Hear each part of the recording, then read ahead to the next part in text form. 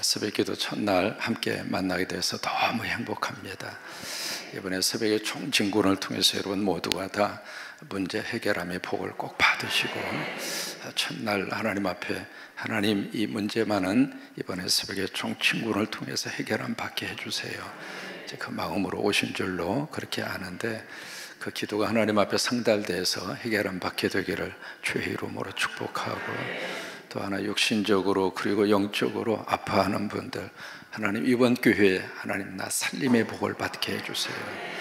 세 번째로 새벽에 내가 너희를 도와주마, 약속하신 말씀대로 하나님 내 삶 속에, 특별히 우리 자녀들 속에 하나님이 꼭 도와주셔서 이번에 새벽기도 총진군의 간증이 바로 여러분들이 되시기를 주의 이름으로 축원합니다.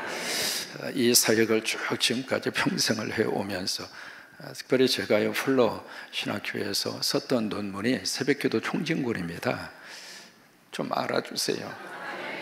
그걸로 제가 학위를 받을 정도로 이 새벽의 총진군에 대해서는 벌써 이제 오랜 횟수 동안 미국에서도 이제 이것을 접목해서 새벽기도 총진군의 사역을 했고, 한국에서도 이제 전주에서도 군산에서도 이제 하면서 느끼는 게 있어요. 이 속에 하나님의 놀라운 역사가 있구나. 그래서 시대가 가기 전에 늘 기대가 돼요. 이번에 이 일을 통해서 어느 분이 이 복을 받을까, 어느 성도가 이 새벽의 총진군을 통해서 하나님의 축복을 부어주실까. 바로 주인공이 바로 여러분이 되시기를 바라고, 그렇게 하나님의 쓰시게 되기를 주의 이름으로 축원합니다. 출애굽기에 보시면은 모세를 하나님의 시내산으로 부릅니다. 기회가 있으면 저하고 함께 시내산을 한번 꼭 올라갔으면 좋겠어요. 시내산 정상에 이렇게 딱 서면은요, 모세가 이 율법을 받았을 때의 분위기가 어떠했는가, 그래 한번 온몸으로 느낄 수가 있습니다. 그 시내산에서 모세가 하나님의 말씀을 받는데 십계명을 받잖아요. 그 십계명을 언제 모세가 하나님으로부터 받았을까? 새벽입니다. 저는 그래서 이 새벽의 시간에 하나님의 말씀, 물론 이제 주일날에도 수요예배도 금요 집회도 말씀을 받습니다만은 새벽에 받는 말씀이 가장 귀에 쏙쏙 들어와요. 그렇다고 믿고 아멘 좀 해주세요. 이 새벽의 시간에 말씀 증거를 해보면은요, 이 새벽에 설교를 듣는 분들의 태도가 그렇게 감동이 돼요. 왜 그럴까? 십계명을 새벽에 주신 것처럼 이 새벽의 시간에 이 고린도 전서를 만나게 되는데, 그 말씀이 여러분들에게 은혜가 되시기를 바라고, 성령께서 우리의 마음속에 쏙쏙 말씀이 깨달아지고, 말씀이 나에게 하나님의 레마로 들려주고, 말씀이 내 속에 살아서 꿈틀거리는 귀한 역사가 있게 되기를 주의 이름으로 축원합니다. 신약 성경 속에서 사랑이라고 하는 단어가 가장 많이 나오는 성경이 혹시 뭘까요? 요한복음이에요. 요한복음 속에 사랑이라고 하는 단어가 39번 나옵니다. 그리고 두 번째로 이 사랑이라고 하는 단어가 가장 많이 나오는 성경이 있습니다. 뭘 것 같아요? 고린도 전후서예요. 32번 나옵니다. 특히 요한이라고 하는 분을 통해서 하나님이 복음서를 쓰게 하셨고, 서신서 3권을 쓰게 하셨고, 그리고 계시록을 쓰게 하셨습니다. 그래서 요한을 통해서 전체적으로 사랑이라고 하는 단어가 84번 나옵니다. 거기서 우리 하나 느끼는 게 있어요. 밥도 먹어본 사람이 먹을 수 있고요, 돈도 써본 사람이 쓰잖아요. 은혜도 받아본 사람이 은혜를 받아요. 기도도 해본 사람이 기도를 해요. 성경도 필사해본 사람이 필사를 해요. 그러니까 이게 놀라운 하나님의 역사인데, 이 요한이 주님으로부터 사랑을 많이 받았어요. 받은 만큼 사랑이 나가는 거예요. 그래서 자기가 하나님으로부터 받은 사랑이 너무 컸기 때문에 그의 복음서 속에, 그의 서신서 속에, 그리고 계시록까지 사랑이라고 하는 단어가 그를 통해서 흘러간 거예요. 그런데 이 고린도 전서도 마찬가지입니다. 고린도 전서가 16장이잖아요. 고린도 후서는 13장이에요. 모두 합치면 29장이죠. 근데 29장 가운데 이 사랑이라고 하는 단어가 32번 나와요. 몇 번 나와요? 그러면 매 장마다 하나님은 바울을 통해서 고린도 성도들에게 뭘 고백해요? 사랑을 고백한 거예요.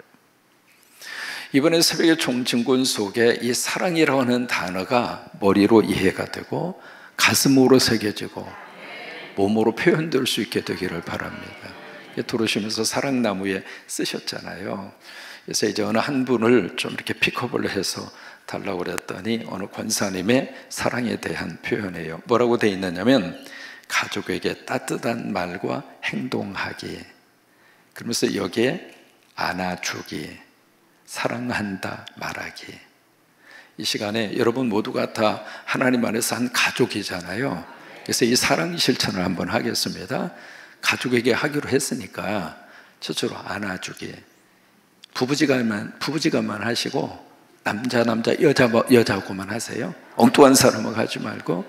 그 다음에 두 번째는 사랑한다 말하기. 시작하면 하세요. 시작.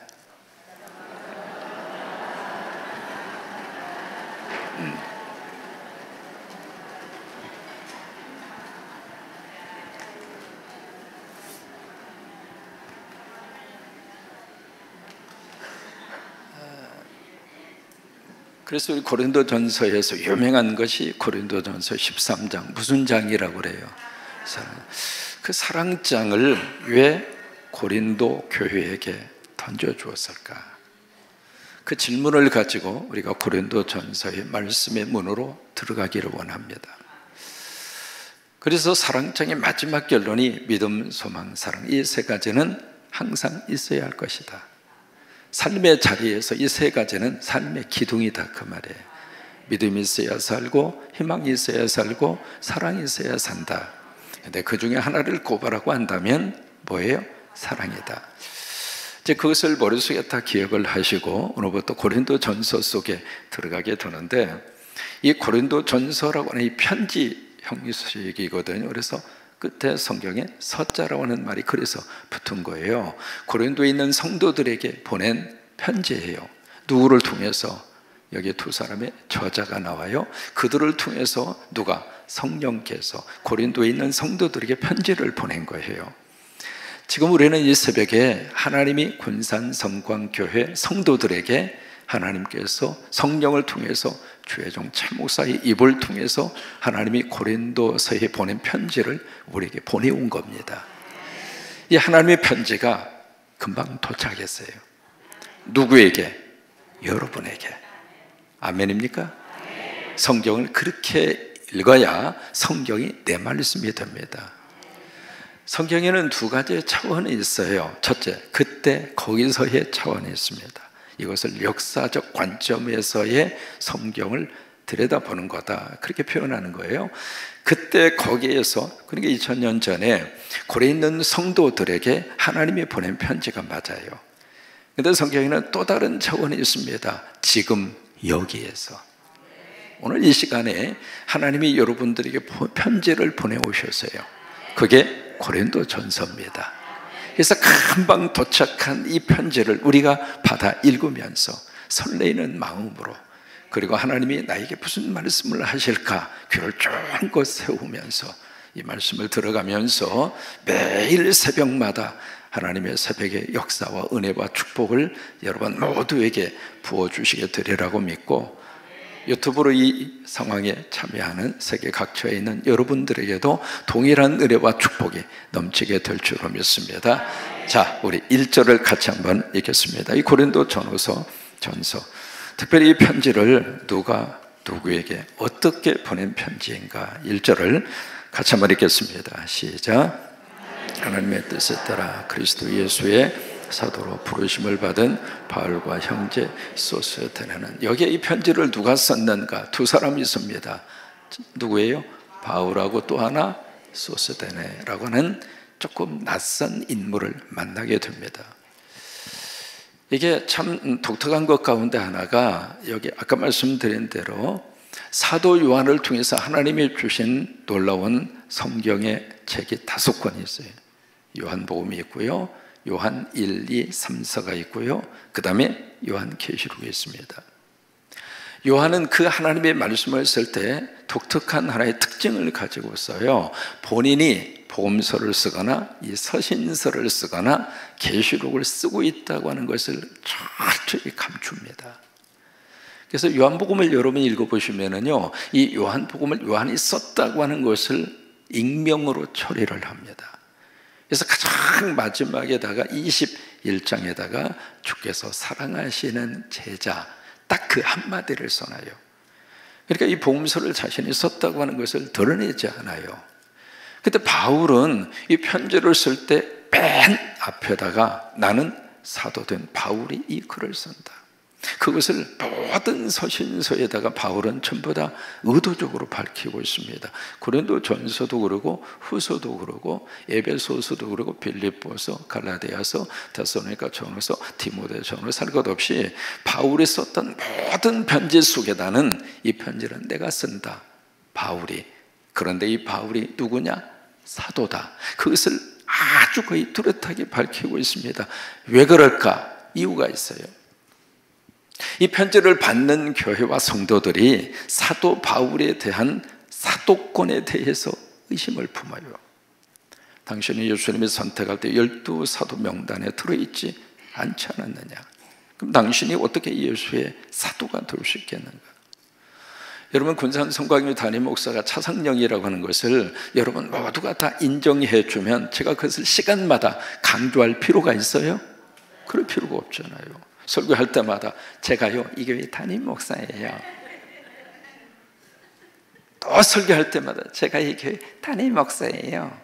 계속 그러고 있으면 여러분 어떻게 생각하시겠어요? 저 양반 왜 그래요? 다 알고 있는데. 바울은 시간만 있으면 내가 사도예요. 내가 사도예요. 내가 사도예요.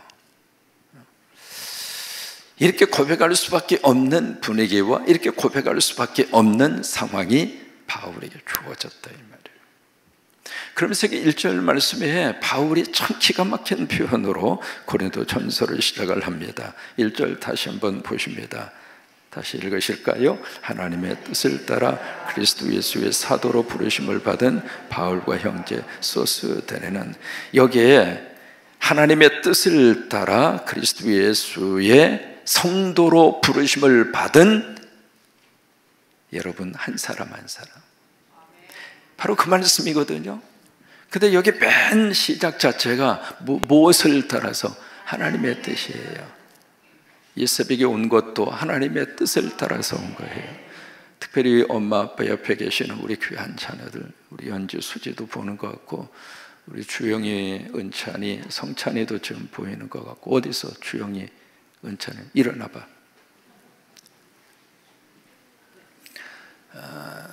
이 필리핀 SVT 갔다 와가지고 저 친구들이 은혜를 엄청 받아버렸어. 내 방에 쑥 들어오더니 목사님 나 이제 중고등부 찬양대 서야 돼요. 그러더니 주일 전에 밤 9시 반에 콘서트홀에 중고등부 거기서 예배 드리거든요. 기도해야 되겠다고 와가지고 강대상 올라가서 엎드려서 기도하고 있더라고요. 여러분 박수 한번 해줘요.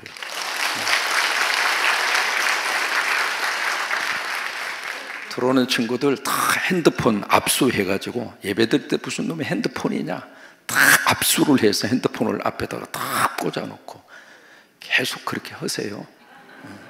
감사해요. 이제 앉아. 이게 다 하나님의 뜻으로 되는 거예요. 우리의 모든 행동의 뒤에는 누가 계시는가? 하나님이 계세요. 그러니까 하나님의 뜻에 따라서 이 새벽의 시단을 지키고, 하나님의 뜻에 따라서 이 교회의 장로가 됐고, 하나님의 뜻에 따라서 이 교회의 직분자가 됐고, 그게 아멘. 하나님의 뜻에 따라서 이 교회를 섬기게 됐고, 하나님의 뜻에 따라서 태권도로 잘 나가던 양반이 그냥 내 팔 가서 네 팔 할, 이게 사람의 뜻으로 설명할 수 있겠느냐고요. 제사를 그렇게 많이 드리던 집에서 어떻게 꿈을 통해서 어머니를 하나님이 부르시는 그 꿈을 하나님의 뜻으로 알고 제사상 때려치워 그냥. 그리고 어떻게 교회로 발걸음을 옮길 수 있겠느냐고요. 하나님의 뜻이라 이 말이에요.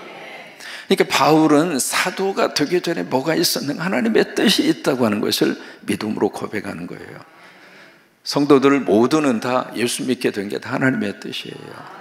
하나님의 자녀가 된 것도 하나님의 뜻에 따라서, 이 교회를 섬기게 된 것도 하나님의 뜻을 따라서.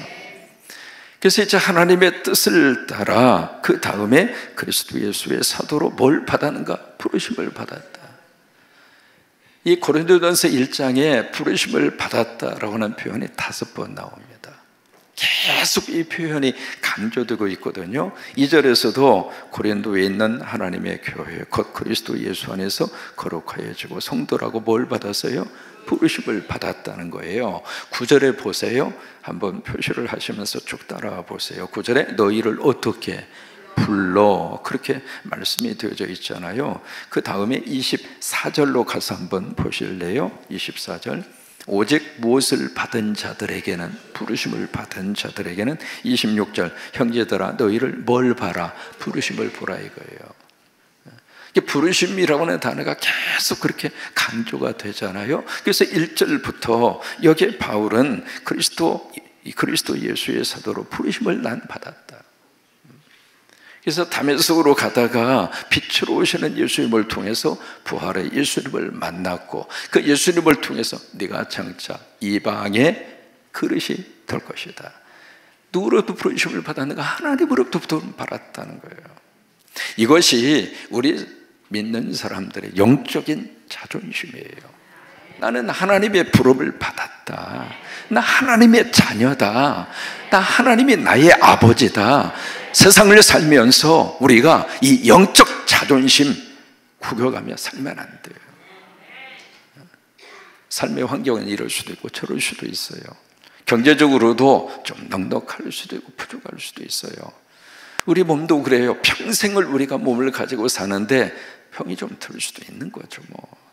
어떻게 끝까지 건강하게 살다가 그렇게, 물론 이제 그럴 수도 있겠습니다만은 이럴 수도 있고 저럴 수도 있고 그래요. 그러나 우리가 끝까지 붙들고 살아야 할 영적 자존심 하나만은 지켜가야 돼요. 그게 바로 뭔가? 나 하나님의 부름받은 자녀다.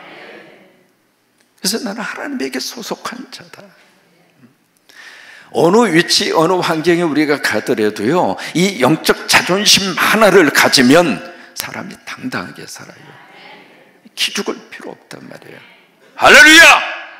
어깨 착 펴고 당당하게, 나 하나님의 부름받은 존재다. 그 영적 자존감이 사도 바울에게 있어서는 그 마음과 생각 속에 꽉 차 있었어요. 그렇기 때문에 그가 어떤 상황 속에서도 꿀리지 않았단 말이에요. 그래서 나는 그런 영적 자존감을 가진, 그래서 내가 사도로 부름받은 나다. 내가 바울이다. 이 바울이 지금 성령의 감동으로 너희들에게 이 편지를 쓴다. 그런 편지는 바울이 쓰는 거예요? 하나님이 쓰시는 거예요? 이게 바울이 가지고 있는 편지의 권위입니다. 성경의 권위가 어디서 나오는가? 설교자의 권위가 어디서 나오는가? 인간 차상령 속에서 나오는 게 아닙니다. 저를 통해서 하나님이 하시고 있는 말씀을 통해서, 제 안에서 흐르고 있는 성령의 역사를 통해서, 그게 설교자의 권위예요. 성경의 권위가 바로 거기에 있는 거거든요. 그래서 바울과 그 다음에 또 한 사람을 만나게 되는데, 그 사람이 누구냐면 소스데네. 소스데네가 누구인가? 사도행전 18장에서 만나는 인물이에요. 바울이 고린도에서 쭉 복음을 전해서 고린도 지역에 놀라운 하나님의 역사가 나타납니다. 근데 이 바울이 고린도로 가고 싶어서 갔는가? 안 그래요. 아덴 지역에서 복음을 전하다가 쫓겼어요. 쫓기다가 고린도로 들어간 거예요. 참 묘하죠. 우리가 삶의 자리에서 이것도 저것도 막히다 보니까 어느 날 어떻게 와보니까 이 교회당 안에 와 있는 분도 계세요. 참 신기한 하나님의 역사입니다. 바울이 고린도로 가게 된 것이 바로 그렇게 돼서 고린도로 갔어요. 근데 가서 보니까 하나님이 예비하신 사람을 하나님이 만나게 하셨어요. 그 사람이 누구냐면 브리스길라와 아굴라예요.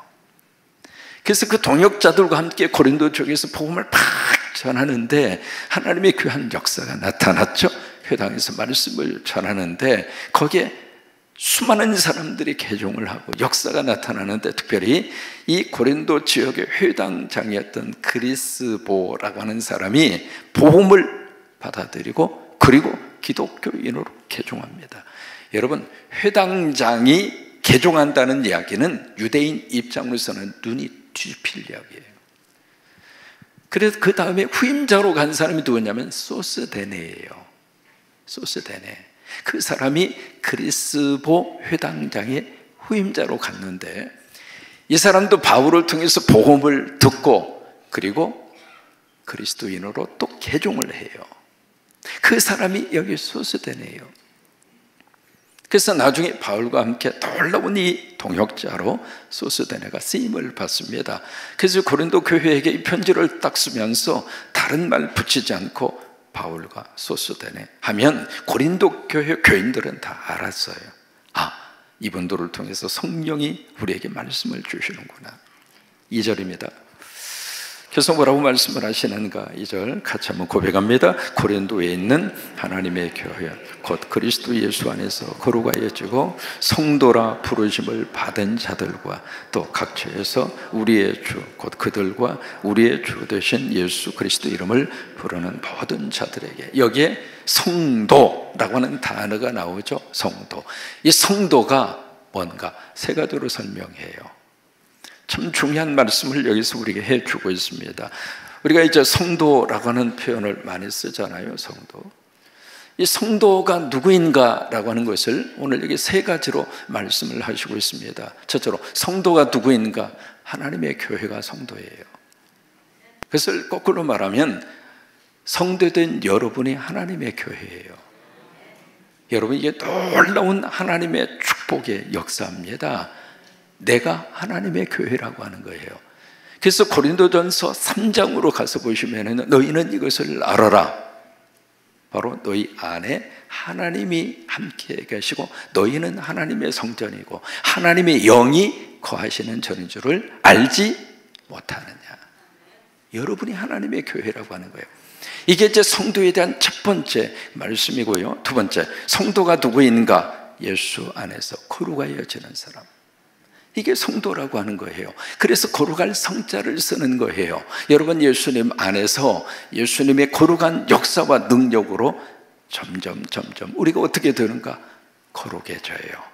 그래서 그것을 신학적으로 성화라고 그래요. 영어로 sanctification이라고 그럽니다. 이 성화의 완성이 어디에서 이루어지는가? 천국에서 이루어져요. 매일마다 여러분들은 예수님 안에서 조금씩 거룩해져요. 그래서 우리 안에 거룩에 대한 영성을 성령께서 우리로 하여금 다듬어 가시는 거예요. 그 다음에 세 번째로 이 성도가 바로 누구인가? 예수 그리스도의 이름을 부르는 자예요. 그게 성도예요. 세 가지 성도가 누구인가? 하나님의 교회. 따라서 한번 해보세요. 하나님의 교회. 예수 안에서 거룩하여 지는 자, 예수님의 이름을 부르는 자. 그게 누구예요? 성도. 그 성도가 누구예요? 여러분. 근데 이 2절 말씀에 참 충격을 주는 말씀이 나옵니다. 어디에 있는 하나님의 교회냐면 고린도에 있는 하나님의 교회예요. 우리로 말하면 군산에 있는 하나님의 교회. 이 고린도라고 하는 이 말이 여기에 우리가 한국 사람을 코리안이라고 그래요. 영어로 코리안. 미국 사람을 아메리칸 그래요. 본토 발음으로 아메리칸 그래요. 고린도 사람을 영어로 코린디언 그렇게 해요. 앞에다가 AN을 붙여서 코린디언 그렇게 영어로 발음을 해요. 그런데 영어식 발음에 코린디언이라고 하는 단어의 뜻이 고린도 사람을 의미하는 단어가 아니에요. 무슨 말로 쓰느냐면 음탕하다, 음란하다, 방탕하다, 그 뜻으로 쓰는 단어가 코린디언이라고 하는 영어 단어예요. 그러면 왜 영어식으로 고린도 사람하고 코린디언이라고 부르지 않고 그 단어를 그렇게 의미로 썼을까? 그것이 고린도 도시가 주는 이미지였어요. 이 고린도라고 하는 이 도시는요, 항구 도시입니다. 항구 도시이고, 항구 도시이기 때문에요, 그 당시 이 그리스를 중심으로 해서 이쪽에 에게해가 있었고요, 전체 무역의 가장 중요한 중심지에 있는 항구가 고린도예요. 벌써 2000년 전에요, 이 고린도라고 하는 이 항구 도시는 굉장히 의미 있는 도시의 구조를 가지고 있었어요. 그래서 항구 도시이기 때문에 사람과 돈이 몰려들어요. 그리고 이 고린도 도시의 가장 중요한 언덕에 하나의 여신상이 세워져 있습니다. 그 여신상이 누구인가? 미의 상징으로 우리가 알고 있는 비너스 상입니다. 그런데 이 비너스 상이 세워져 있는 그 신전에 누가 있었는가? 여자 사제가 1000명이 넘습니다. 우리는 사제하니까 종교적인 인물을 띠고 있는 분으로 이해합니다만은 그렇지 않아요. 그 당시에 여자 사제들은 뭘 했는가? 종교적인 이름으로 공식적으로 그들이 매춘 행위를 하는 창녀들이었습니다. 여러분, 종교 이름으로 행해지는 온갖 나쁜 부패와 그리고 하나님이 기뻐하지 않는 죄악을 인간들은 종교적인 이름으로 얼마든지 행해왔고요, 지금도 행하고 있습니다. 고린도가 바로 그런 도시예요. 그러니까 도시 자체가 성적으로 문란하기가 짝이 없었습니다. 그래서 코린디언이라고 하는 단어를, 영어 단어는 그렇게 쓰고 있는 거예요. 그런데 이런 속에 뭐가 세워져 있는가? 교회가 세워져 있어요. 근데 그 교회를 하나님의 교회라고 하는 거예요. 또 하나, 이 고린도 교회 안에 10가지 문제가 화산, 폭발 터지는 것처럼 온갖 문제들이 이 고린도 교회 안에 꽉 차 있었습니다. 앞으로 이제 그것을 하나하나 우리가 살펴보겠습니다만은 바벨의 문제도 있었고, 근친상간의 문제도 있었고, 법정 고소고발권도 있었고, 성찬 참여하는 문제도 있었고, 은사가 남발에 대해서 은사주의 때문에 교회가 복잡한 그 일도 있었고, 한두 가지가 아니라 10가지의 문제가 그 교회 속에 꽉 차 있었어요. 근데 그 교회를 뭐라고 이야기하는가? 하나님의 교회라고 하는 거예요. 저나 여러분도 바로 내가 성도라고 그랬잖아요. 하나님의 교회가 바로 성도이고 그 성도가 나라고 그랬죠. 여러분, 나라고 하는 이 존재 속에 문제가 있어요, 없어요? 대답 안 하시는 분은 문제 없어요? 온갖 것을 끌어안고 있어요. 그런데 하나님이 나를 보고 하나님의 교회라는 거예요. 우리 장로님들을 보고 하나님께서 그들은 나의 하나님의 교회라는 거예요. 어떻게 나 같은 존재가 하나님 앞에 하나님의 교회를 쓸 수 있겠는가? 그 문제 많은 그 교회를, 그 고린도 교회를 어떻게 하나님은 그래, 고린도에 세워진 내 교회구나, 하나님의 교회라고 이야기하시겠는가? 3가지 이유가 있습니다. 저처럼 교회는 누가 세우시는가? 하나님이 세우셨으니까 하나님의 교회입니다.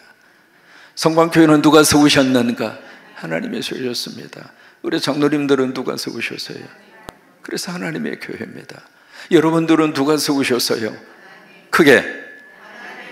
그래서 하나님의 교회입니다.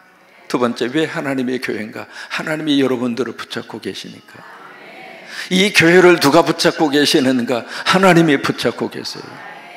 철터에 이 교회를 세우셔서 72년 동안 온갖, 우리 교회는 이진희 목사님 목회하실 때 10년에 한 번씩 아리가 있었던 교회 아닙니까? 그러면서도 이 교회를 하나님이 다 붙들고 계셔서 성광교회를 하나님이 들어 쓰시고 있고, 이제 이 교회는 이 군산노예뿐만이 아니라 기장 안에서도 큰 역할을 감당해야 할 그런 교회로 우리 기장에 있는 교회 목회자들이 이 교회를 주목하고 있습니다. 앞으로 그렇게 사명을 감당하는, 이제 우리 교회라고 하는 틀에 갇히지 마시고 이번에 청년들이 그 일을 잘 해주었어요. 청년이 수련을 하는데 우리 성광교회 청년들이 딱 앞장서서 큰 인초에 있는 저쪽 광명에 있는 행복한 교회, 우리 직영교회, 그 다음에 저쪽에 옥봉교회에서도 오시고, 그 다음에 저쪽에 여수에서도 오고, 대전에서도 오고, 아멘 좀 해줘요. 그냥 그래서 우리 청년들이 다 모아서 연합집회를 하는데 앞에서 찬양 인도하고 이렇게 쭉 주관하는 모습을 보면서 그렇지, 성광교회 교인들은 저래야지. 그래야 된다 이 말이에요. 여러분, 이 교회를 누가 붙잡고 계시는가? 그래서 하나님의 교회입니다. 여러분들을 지금 누가 붙잡고 계시는가? 그래서 성도된 여러분이 하나님의 교회입니다. 세 번째, 왜 하나님의 교회인가? 교회가 이 세상의 대책입니다. 교회가 이 세상의 희망입니다. 교회가 이 세상의 꿈이에요. 그래서 교회를 하나님께서는 끝까지 뭘 붙잡고 계시는가? 정부나 어떤 조직이나 그걸 붙잡고 계시는 것이 아니라 하나님이 끝까지 붙잡고 있는 조직은 우리의 가정과 우리의 교회입니다. 거기에 희망이 있으니까. 그 두 가지의 조직이 이 세상에 하나님의 솔루션, 해결책이고 대책이기 때문에. 그래서 고린도에 있는 하나님의 교회입니다. 군산에 있는 하나님의 교회. 그 교회가 성도된 여러분이에요. 어깨 펴고 사십시오.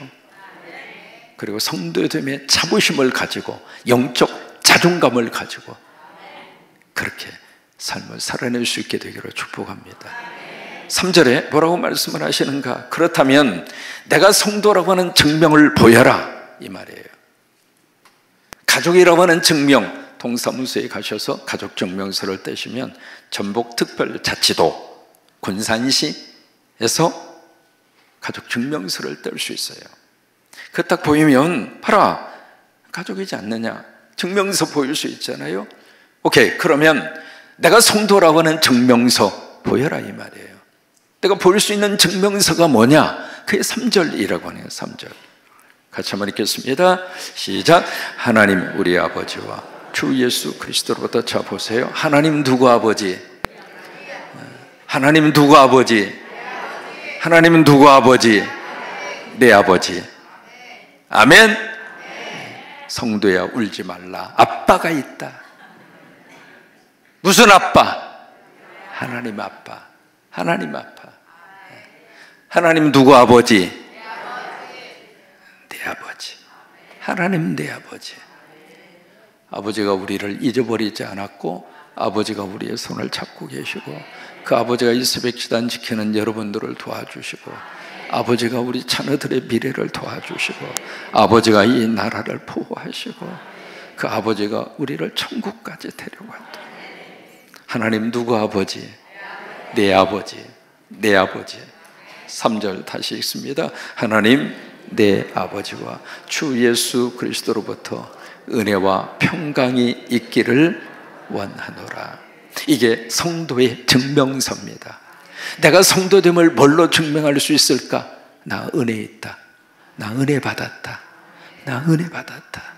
그리고 내 안에 샬롬의 축복이 있다. 그래서 성도의 증명서 이 두 가지를 가지면 뭐가 나타나는가? 두 가지가 나타나요. 첫째, 감사가 나가요. 이게 성도됨의 증명서예요. 여러분 그저 감사하고 삽시다. 오늘 하루도 감사하고 살고 그저 감사합시다. 아내에게 감사하고 남편에게 감사하고 자녀들 꼭 끌어안고 네가 우리 집에 와주어서 감사하다. 네가 내 아들이 돼주고 내 딸이 돼줘서 감사하다. 공부를 잘하든 못하든 그건 이제 먼 미래로 맡겨드리고 하나님의 손에 맡겨드리고 그냥 내 옆에 우리 가정에 내 아들로 내 딸로 있다는 그 자체가 감사하잖아요. 안 감사해요? 감사하잖아요. 이게 은혜와 평강이 내 속에 있으면 감사가 나가요. 두 번째로 뭐가 나가는가? 사랑이 나가요. 사랑이 나가. 이것이 성도됨의 증명서예요.